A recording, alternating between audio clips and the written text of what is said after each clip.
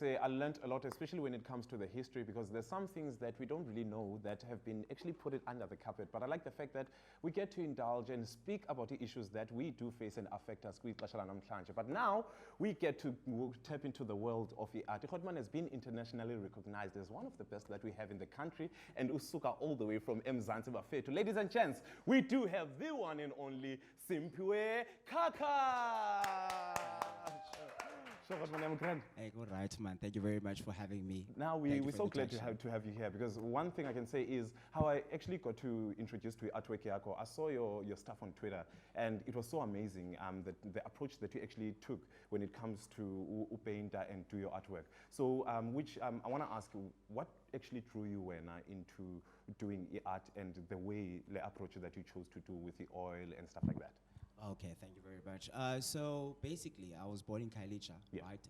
And art has always been my thing. I've always been drawing since I was a kid. So I did not actually find out that I'm an artist. I thought everybody's still drawing until people came to me like, oh, can you draw this for me? I was like, oh, really? I can make some bucks. So that's what happened. So with in terms of how then did I grow up with art, I went to study at the then Frank Gibbet. Now it's called Peter Clark Art School. They gave me a scholarship, you know, when I was still a kid. Afterwards, I then went haywire, went abroad, just doing my own thing, just finding myself out. Sure. Until 2015, when I came back to the country. I stayed in Abu Dhabi for 3 years. So I came back to the country, and I was like, what am I going to do? You know, I'm like, let me just follow my dream. And I just went on. Until I met up with an artist called Uqinga. He gave me a call. It was December. He's like, hey man, I saw your work. I want you to come and, you know, be my assistant in the studio. So I was like, wow. Then I learned a lot about, you know, art and how, you know, to carry yourself as an artist, the discipline and everything. So afterwards, I just went alone and just did my own thing. You're riding solo all the way. That's all. Okay, so looking at the artwork, Zako, because that's one of the things that I actually got to connect with. It's how they actually talk to you, speak to you, and each artwork, I do believe it tells a story. With the art yako now, what kind of story would you like to tell using the art yako?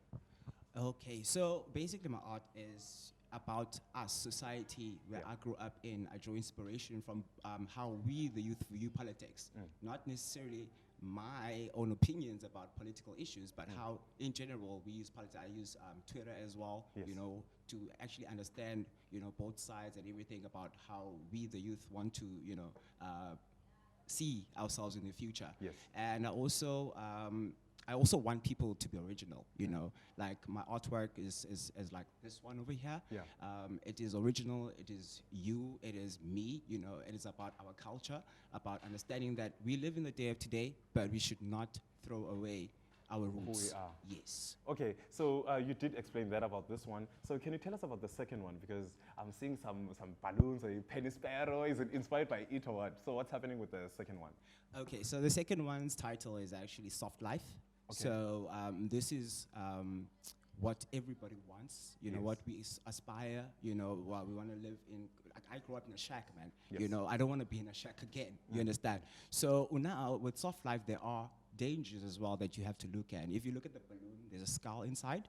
That skull, you know that theory of skeletons in the closet? I played with that and I said skulls in the balloon. You understand? Okay. So the balloon also represents the bubbles that we are in, social bubbles. Whereby, let's say if it's us 10 friends, I do something like keep it a secret. You understand? So if you pop that balloon, my secret's going to be out. You understand? So you must be always careful not to let that balloon be popped. You understand? Be careful of what you do. Spread love and be humble. Okay, so I want to ask now, in terms of your artwork and what you've put out to the world, if there's one place that you'd like to exhibit, where would it be and why? In the world, I know, okay, fine, I would love to go to the US in Basel, you know, but to be honest with you, my dream is to actually exhibit on Mars. The planet Mars? Yes. Okay. And I don't know if Elon Musk is listening.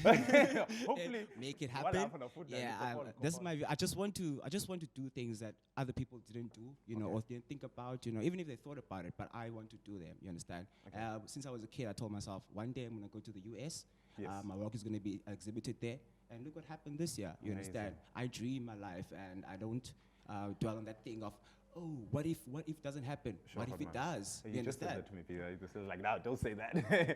Okay, so what advice when, because for me it means a lot to actually sit down with Umtu from the same hood that in Sugaguyo. So what words would you have for a young Simphiwe who's watching right now and trying to chase their dreams?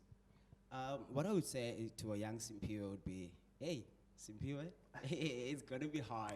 Don't think Banguzobulula just because you are good. Sure, You understand? Or just because people say you are good. No. It's not just talent alone. It's a lot of discipline involved, a lot of networking involved. Yes. How to speak to people, how to approach people with respect. Yes. You understand? So that you can get the same back. So just don't give up. You know that it's going to be hard. I'm not gonna lie to you. You're gonna be broke, but you should just keep going.